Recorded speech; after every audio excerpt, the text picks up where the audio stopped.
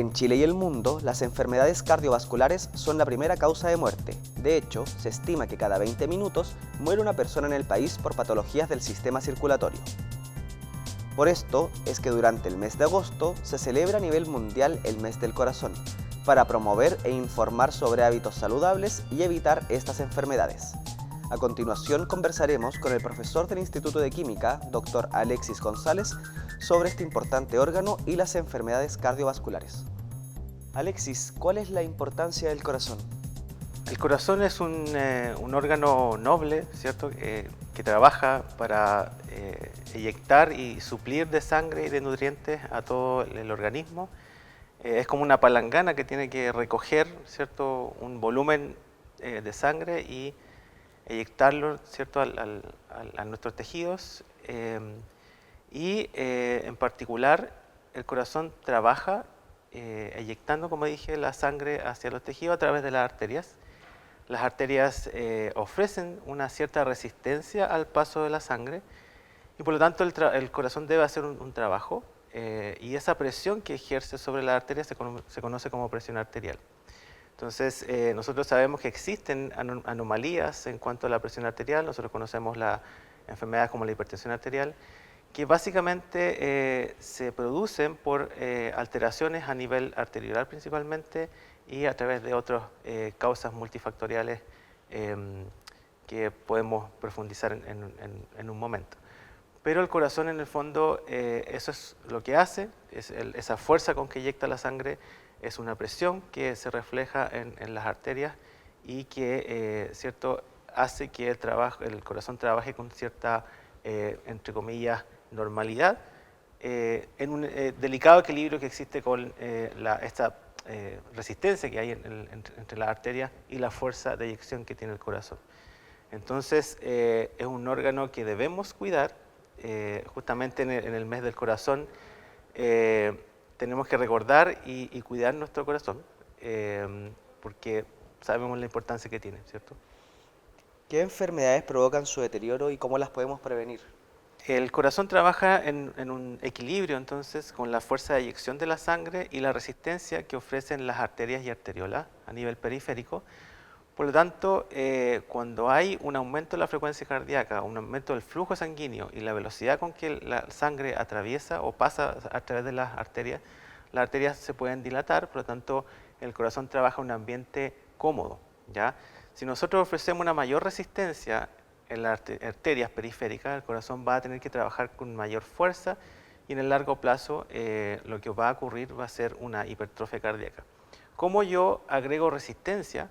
Básicamente aniquilando o alterando esos mecanismos de dilatación y vasoconstricción de las arterias, por ejemplo en hipertensión, ¿ya?, donde el endotelio, que es la capa interna de las arterias y que es responsable de transmitir estos mecanismos y hacer que ese vaso dilate, ese vaso contraiga, vamos a tener enfermedades como hipertensión, como diabetes, donde los elevados niveles de glucosa dañan el endotelio, el colesterol alto, la hipoxia, que está asociada al cigarrillo o, por ejemplo, a la apnea nocturna, también daña el endotelio.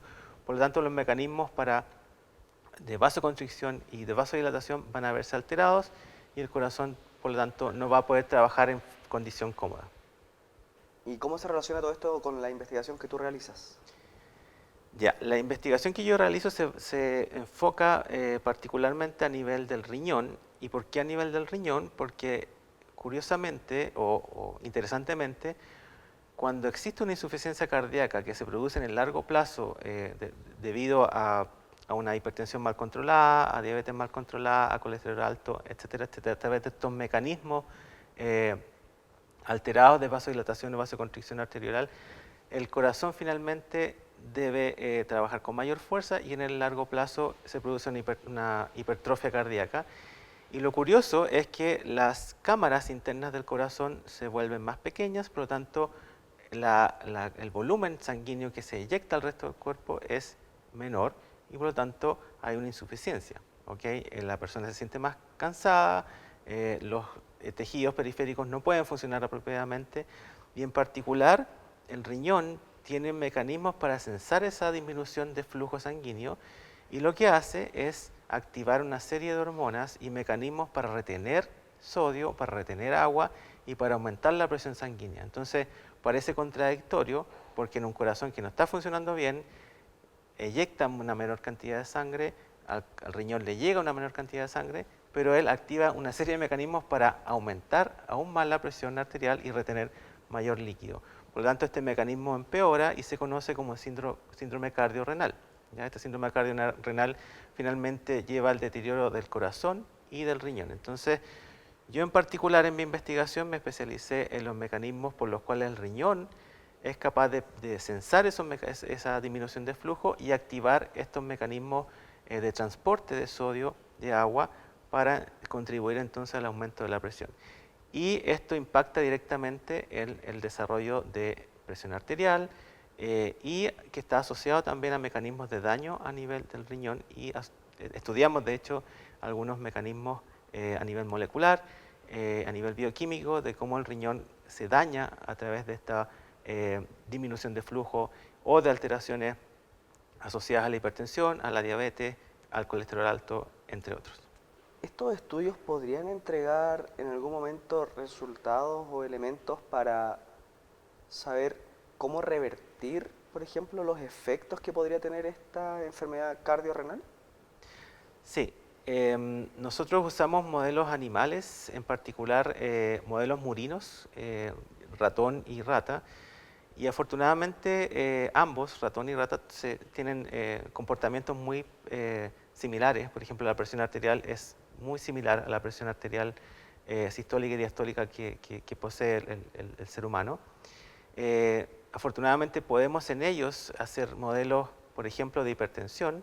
Podemos hacer que un ratón o una rata sea hipertensa, podemos hacer que un ratón o una rata sea diabética, por ejemplo, y a partir de esos modelos experimentales en animales estudiar los mecanismos que ocurren a nivel del tejido, ya sea cardíaco o a nivel renal, incluso arteriolar. Entonces, comprender todos esos mecanismos de forma bioquímica y a nivel molecular y fisiológica también, cómo impacta en el resto de los órganos, podemos entonces evaluar cuáles son las moléculas que están implicadas en ese fenómeno o en ese proceso de deterioro y sugerir a lo mejor nuevos blancos farmacológicos o targets, ¿cierto? Para bloqueo y para mejorar o para revertir ese síndrome cardiorrenal, ya sea revirtiendo el daño a nivel renal o revirtiendo el daño a nivel cardíaco. ¿Qué impacto tienen en las personas y en la política pública las enfermedades renales? Ya, la enfermedad renal en Chile tiene, a pesar de que hay digamos, el porcentaje no es tan alto de enfermos renales crónicos, esto quiere decir pacientes que ya no tienen un riñón funcional, por ejemplo, tienen un porcentaje muy bajo de funcionalidad del riñón, o que directamente deben acceder obligatoriamente a la diálisis. Interesantemente, estos pacientes que no son digamos, un número muy elevado, son entre los 1.000, 50.000, 30.000, consumen aproximadamente el 30% de las garantías explícitas de salud en Chile. Por lo tanto, el impacto económico que tiene sobre, digamos, las políticas públicas y de salud en Chile es muy alto.